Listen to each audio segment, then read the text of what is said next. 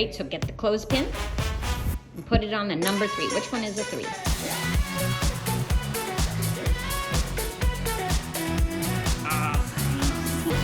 Okay, now let's do the next one.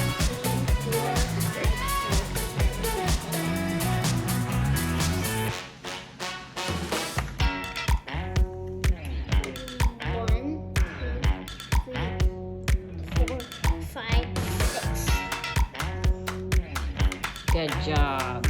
6, 7. Okay, where is number 7?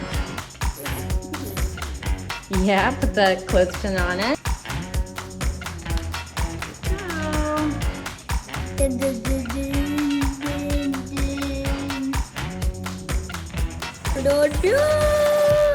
Yay!